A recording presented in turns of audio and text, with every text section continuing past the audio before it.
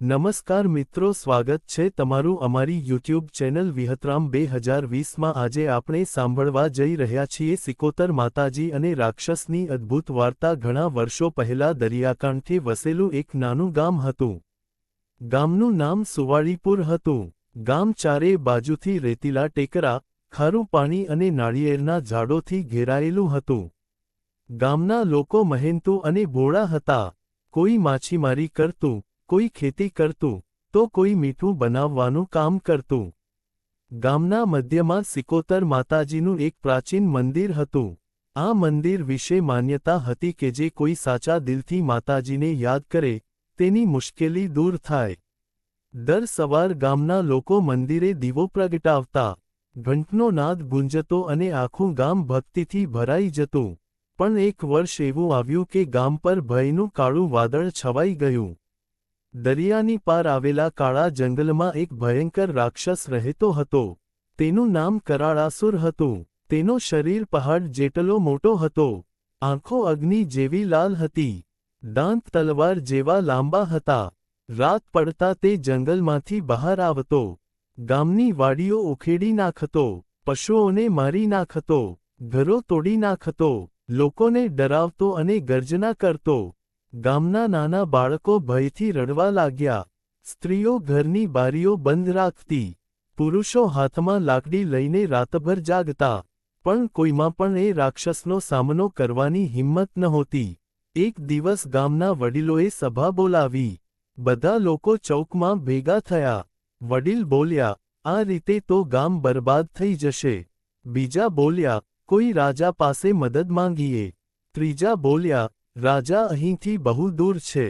ત્યારે એક વૃદ્ધ માતા બોલી ઉઠી, અમે કેમ ડરીએ? આપણા ગામમાં સિકોતર માતાજી છે। આ વાત સાંભળતા સૌના દિલમાં આશાનો દીવો પ્રગટ્યો। બધા લોકો મંદિરે ગયા। મંદિરના આંગણે ઘૂંટણીએ બેસી પ્રાર્થના કરવા લાગ્યા, હે માતાજી, અમારું રક્ષણ કરો। આ દુષ્ટ રાક્ષસથી ગામને બચાવો। મંદિરમાં અચાનક સુગંધ ફેલાઈ ગઈ। દીવો વધુ તેજથી જળવા લાગ્યો। ઘંટ પોતાની જાતે વાગવા લાગ્યો।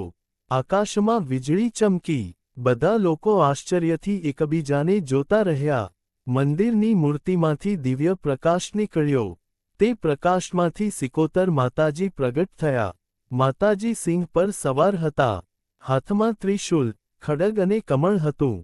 માથા પર તેજસ્વી મુકુટ ઝળહળતું હતું। આંખોમાં કરુણા પણ હતી અને ક્રોધ પણ। માતાજી બોલ્યા, ભય ન રાખો।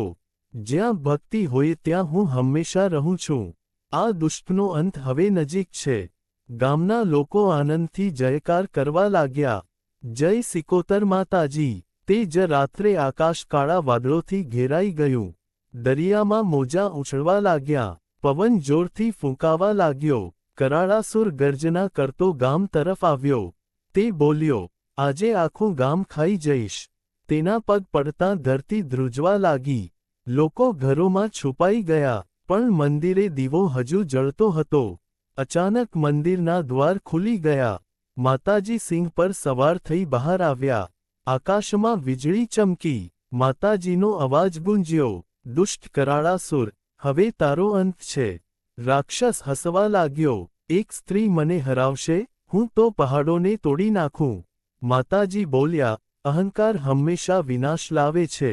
રાક્ષસે મોટો પથ્થર ઉચકી માતાજી તરફ ફેંક્યો।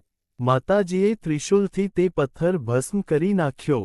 રાક્ષસે અગ્નિ ઉગળ્યો। માતાજીએ કમળમાંથી જળધારા વરસાવી અગ્નિ શાંત કરી દીધો। પછી રાક્ષસ દોડતો આવ્યો। ધરતી ધ્રુજી ઉઠી। માતાજીના સિંહે ગર્જના કરી અને તેની સામે ઝંપલાવ્યું। ભયંકર યુદ્ધ શરૂ થયું। ત્રિશૂલના પ્રહારો થતાં ચિંગારીઓ ઉડવા લાગી। રાક્ષસ લાકડા અને પથ્થર ફેંકતો રહ્યો। માતાજી દરેક પ્રહારને નિષ્ફળ કરતા રહ્યા। ગામના લોકો દૂરથી આ યુદ્ધ જોઈ રહ્યા હતા। બધા હાથ જોડીને પ્રાર્થના કરતા હતા। કરાળાસુરે માયા રચી, એક સાથે 10 રાક્ષસ બની ગયો। ચારે બાજુથી હુમલો કર્યો। માતાજી સ્મિત કરતા બોલ્યા, સત્ય સામે માયા ટકી શકતી નથી। માતાજીએ આંખો મીંચી મંત્રોચ્ચાર કર્યો।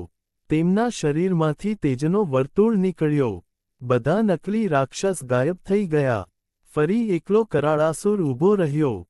હવે તે ગભરાઈ ગયો. તે પાછો ભાગવા લાગ્યો. માતાજીએ કહ્યું, દુષ્ટ, હવે ભાગી નહીં શકે. માતાજીએ ખડગ ઉપાડ્યો. એક જ પ્રહારે રાક્ષસનો ગર્વ તોડી નાખ્યો. બીજા પ્રહારે તેની શક્તિ નાશ કરી. ત્રીજા પ્રહારે ત્રિશૂલ સીધો તેના હૃદયમાં ઘૂસી ગયો. કરાળાસુર ભયંકર ચીસ પાડી ધરતી પર પટકાયો. તેનું શરીર ધૂળમાં મળી ગયું. આકાશ સાફ થઈ ગયું. ચાંદની ફેલાઈ ગઈ. દરિયાની મોજા શાંત થઈ ગઈ. ગામના લોકો ખુશીથી બહાર દોડ્યા. બધા માતાજીના ચરણોમાં પડી ગયા. હે માતાજી, તમે અમને બચાવ્યા. માતાજી બોલ્યા, હંમેશા સત્યના માર્ગે ચાલજો. એકબીજાની મદદ કરજો. અહંકાર અને અન્યાયથી દૂર રહેજો. ભક્તિમાં શક્તિ છે. એમ કહી માતાજી ફરી દિવ્ય પ્રકાશમાં વિલીન થઈ ગયા. સિંહનો ગર્જન ધીમે ધીમે ઓસર્યો. મંદિરનો દીવો વધુ તેજથી જળતો રહ્યો. ગામમાં ફરી સુખ શાંતિ આવી ગઈ. લોકોએ ખેતરો ફરી ઊભા કર્યા. માછીમારો ફરી દરિયામાં જવા લાગ્યા. બાળકો હસતા રમતા થયા. સ્ત્રીઓ ભજન ગાવા લાગી. પુરુષો મંદિરની સેવા કરવા લાગ્યા. ગામના લોકોએ નવા મંદિરમાં સોનેરી ધ્વજ ચઢાવ્યો. દર વર્ષે તે દિવસે મોટો મેળો ભરાતો. દૂર દૂરથી ભક્તો આવતા. સિકોતર માતાજીના જયકાર ગુંજતા. માતાજીની આરતી થતી. પ્રસાદ વહેંચાતો. ગામના વૃદ્ધો બાળકોને આ કથા સંભળાવતા.